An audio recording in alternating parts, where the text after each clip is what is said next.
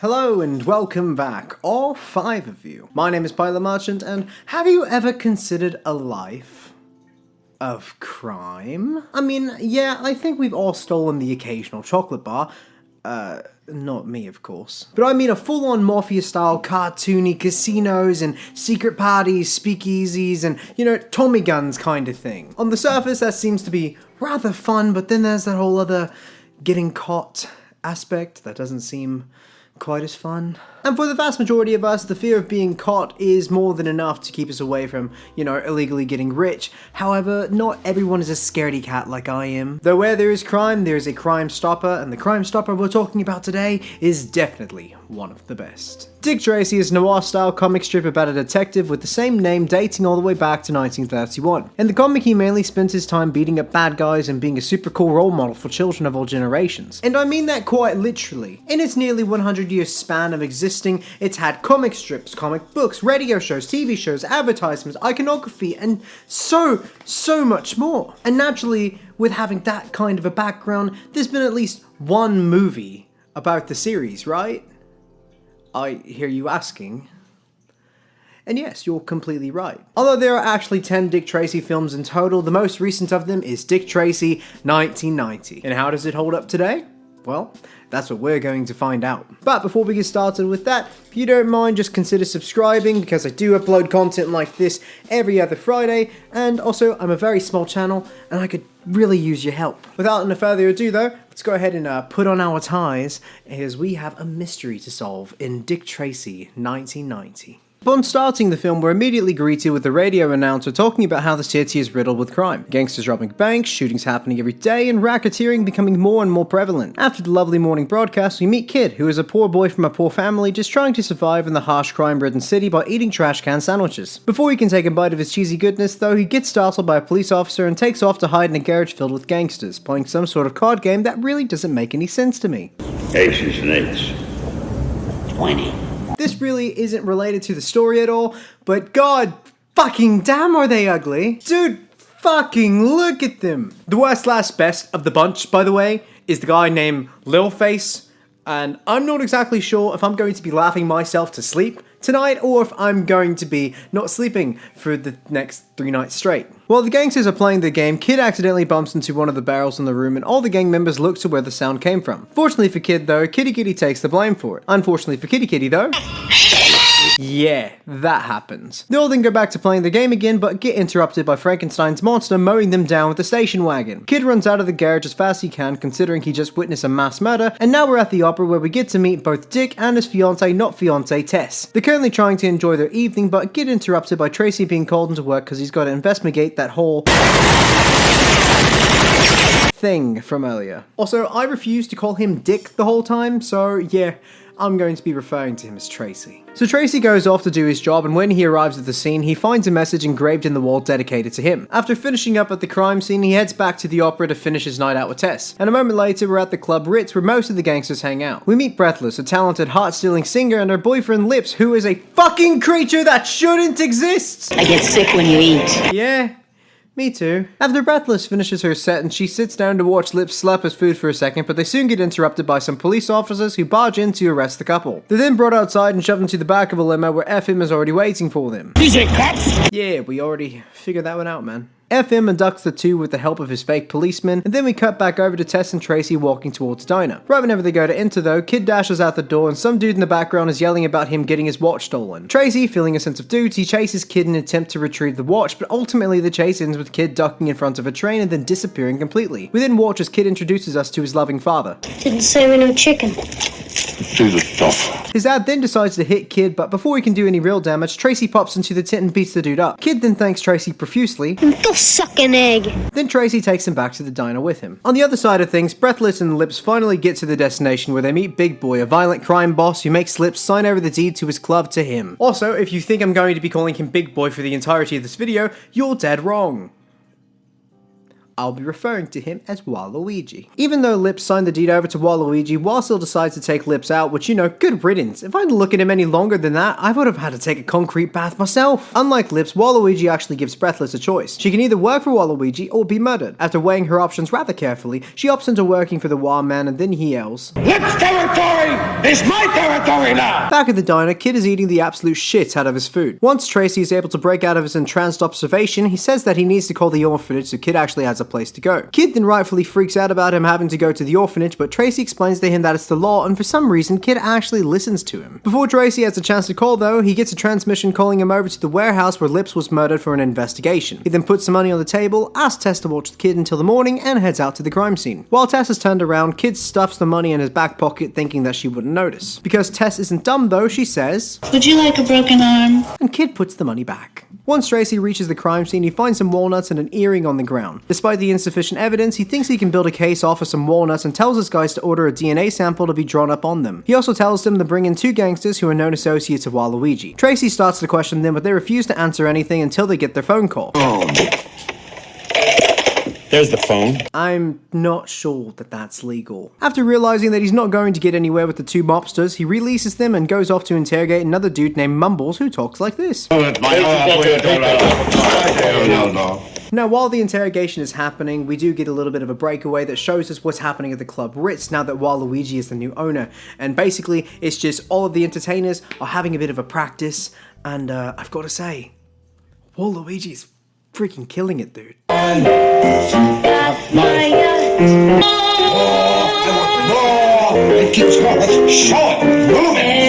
Back in the interrogation room, Tracy is desperately trying to sweat information out of Mumbles about Lips' death. Eventually, Tracy turns to using some psychological manipulation by getting some cold water from a polar bear's penis. Wait. What the fuck did I just say? Where in the fuck can you buy this? Holy shit!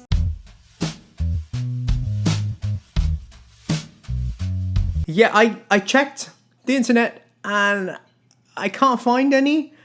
If you happen to know where I can buy one, I'll pay you double its worth. So Tracy gets himself some water from the cooler and drinks it in front of Mumbles. Mumbles then starts making noises, and apparently that gives Tracy all the information that he needed. Next thing you know, Tracy and his team are at the Club Ritz to pick up Waluigi because... You like walnuts, don't you, big boy? I love them. Tracy, I don't think that's enough to arrest him, mate. You know, after all this poor decision making he's doing, I'm not quite sure he's a real cop. Even so, Tracy arrests him anyways, and then goes off to question Breathless. Turns out though that Breathless just wants fuck, but Tracy does not want fuck, so this line of questioning goes absolutely nowhere. The next day, Tracy goes to work and learns that none of the walnuts that he found at the crime scene had fingerprints belonging to Waluigi somehow, and so he's forced to release him. Waluigi then heads off to his limo while telling some reporters that came to interview him that he was arrested because of... Police brutality, boys! Yeah. Sure. Tracy, of course, then gets ridiculed because of how terrible that call was, and to make matters even worse, while he's in the meeting, someone calls him for help with getting Kid to behave over his walkie-talkie thingy. Tracy then goes home to help out with Kid not wanting to get dressed, and after a little convincing, they eventually get him to put on a suit that makes him look just like Paul McCartney. After that, there's a short montage of them doing all kinds of fun stuff with Kid, which I'm just now realizing that all the stuff they're doing happened in one day. I mean, damn, that's a lot! Eventually their day of fun and adventure does end, and Tracy drives Tess home. Tracy and Tess then have a bit of a heart-to-heart moment about life and what they want in their life, but it soon gets interrupted by a drive-by. Thankfully, no one is hurt, though Tess is not very happy about the fact that she almost got shot. Tess and Tracy say goodnight, and then Tracy heads back to his office to look at black and white pictures in an attempt to identify the car used in the drive-by. It really doesn't help when all of the cars look exactly the freaking same! Breathless then abruptly walks in dressed as a Sith Lord and tries once again to get fucked. Tracy still does not want fuck, so Breathless pretends to be a cat. Once she realizes that all Tracy wants is a testimony, she gets all, oh, I get it, you never want to be with the criminal, oh, woe is me. Which, yeah, to be fair, I wouldn't either, and besides that, he's literally in a committed relationship. Breathless does eventually leave, and the next scene literally opens up with Tracy watching her head into the Club Ritz while happy stalker music plays in the background. And that sounds like a really confusing sentence, but I'm afraid to play any of the music because I don't want this video to be claimed, so you're just gonna have to watch it yourself. Sorry about that. Meanwhile, Waluigi is holding a meeting with all the local crime bosses in an effort to start an alliance with him as the head boss. The plan is to join forces so all the rackets and operations that each individual family is running become one massive operation. That way, when they earn money, instead of there being a competitive market, all the money pools into one organization and is divided evenly between the families. The only problem with that plan is if even one single family doesn't want to participate in the scheme, it all falls apart, and unfortunately for Waluigi, Waluigi, this dude doesn't want to participate. I do have to hand it to him though. Even though the guy doesn't want to participate, Waluigi lets him leave without laying a single finger. Oh. Never mind then. You may have also noticed that Tracy is currently standing on the ledge of a building 3 stories up, but honestly, it's not that important to the story, so let's just skip over it. The next day, Tracy is trying to get Kid to brush his teeth when some lady knocks on the door claiming that she's from the orphanage and that she's here to pick up the kid because... As a single man, you can't just pick up a child from the streets and take him home. Kid, of course, gets startled by this, and while Tracy is getting ready to open the door to let the lady in, he climbs out of the window and scales down the building. You see, the thing is, though, it's not the orphanage.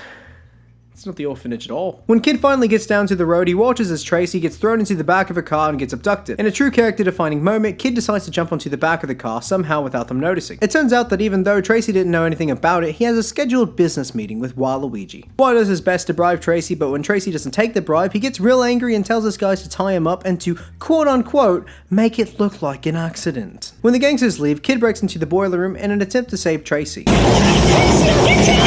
Ah, come on guys, I know you can do it. They did it! I'm just kidding. Kid manages to save Tracy in the nick of time, and then Kid gets awarded for his heroic actions.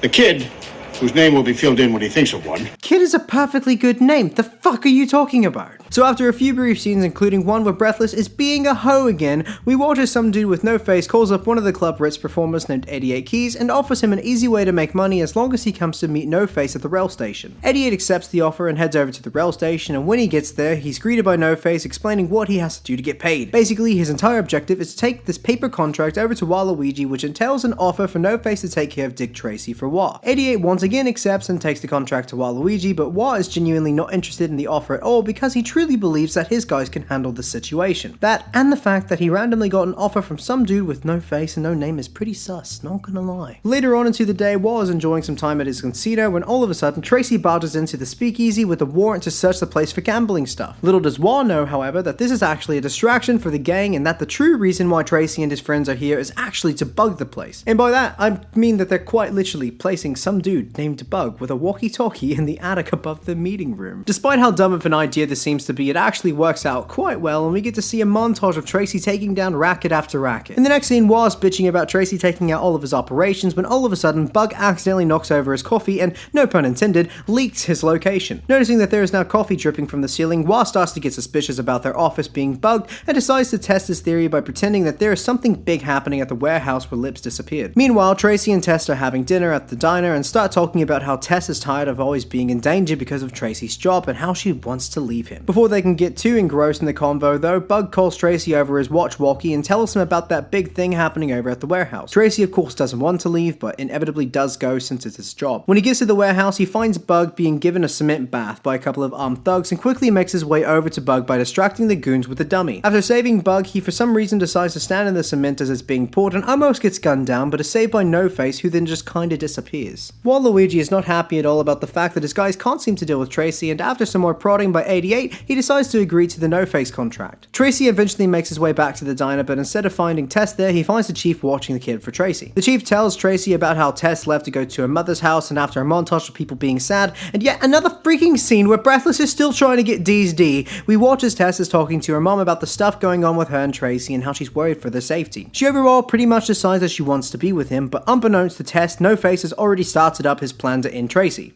Well, to end his career, at least. You see, the plan is to kill Mustache Dude who ridiculed Tracy earlier into the film whenever he arrested Waluigi. Why this dude? Well, that's a great question. Why don't they just kill Tracy? Another great question. Why does this film make no sense?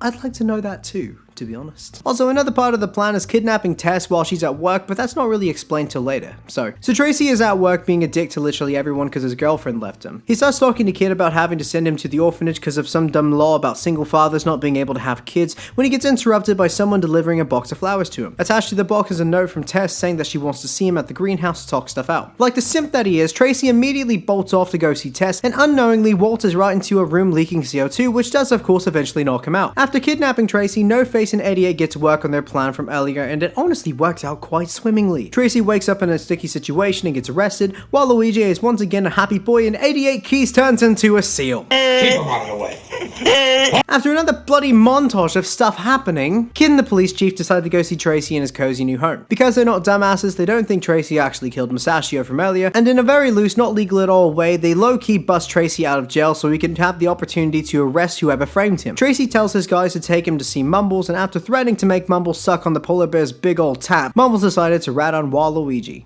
88 Keys.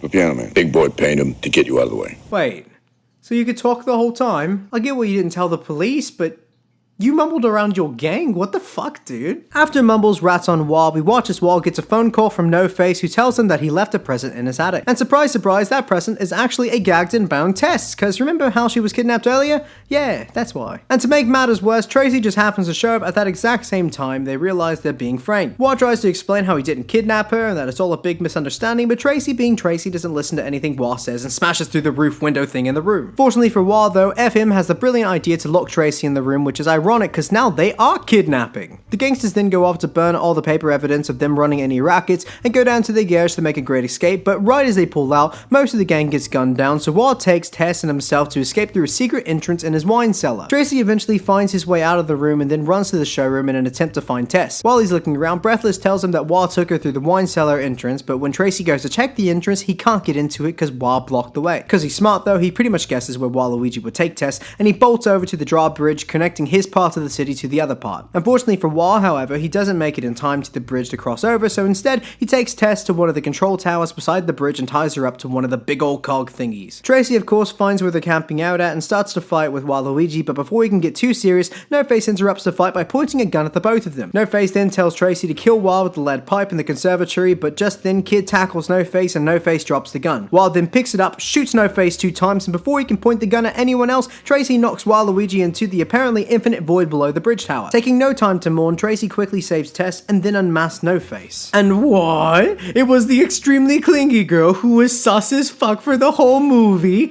No way! Before Breathless becomes Breathless, she asks Tracy one more time if he'd ever want fuck with her in another life, thus stealing her one and only personality trait throughout the movie. Breathless dies and Tracy and Tess make up, and the next day we're back at the diner having breakfast with the whole family. Tracy gives Kid his very own walkie-talkie watch, thus implying to us that the kid will not be going to school and will actually be working as a full-time detective and therefore violating several child labor laws. The movie ends on Tracy doing his best to propose to Tess. You living alone?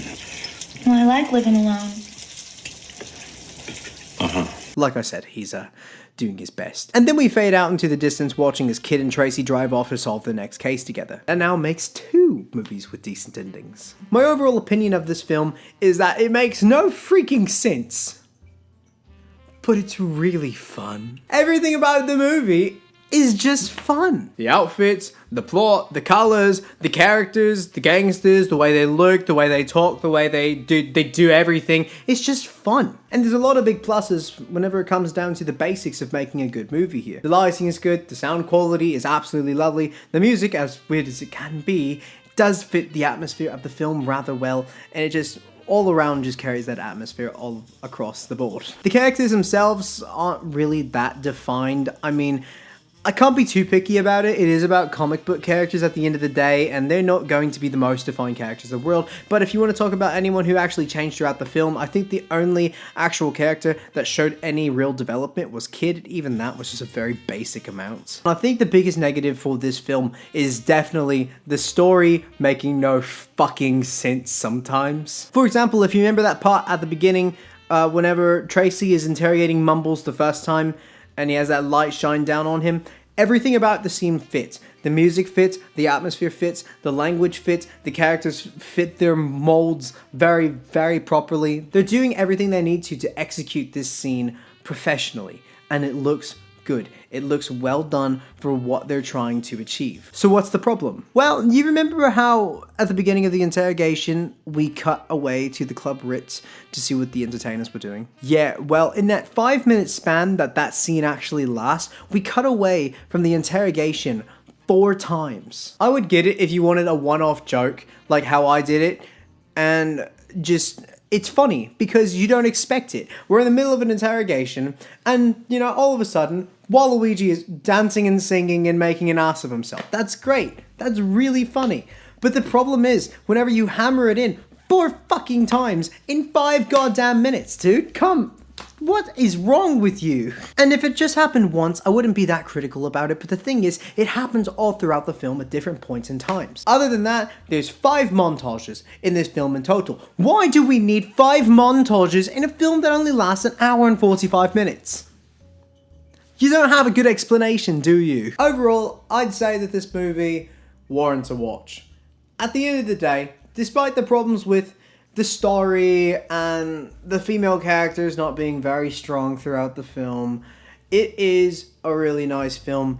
It genuinely made me laugh at times, and like I said before, it's really, really fun to watch. So I would, take some time to watch this, just put it in the background whenever you just want something to play in the background of your life. It's not really something I'd pay too much attention to, but if you just want some noise, then feel free to turn this on. It's quite funny, and that little bit whenever you tune in to listen to see what the fuck's going on in the movie, because you'll hear a weird line or something like that. It's definitely going to catch you off guard sometimes, so it's quite fun. I highly do recommend it. Anyways though, that's going to be it for me today. If you like this video, then like this video. If you have any films or shows or anything that you want me to review in the future, leave it down in the comments and I will get back to you. And if you want to see more from me, like I said before, I do upload videos like this every other week, and so please consider subscribing. But yeah, that's going to be it for me today. So thank you so much for watching, and I hope you have a lovely day. I'll see you in my dreams tonight, little face.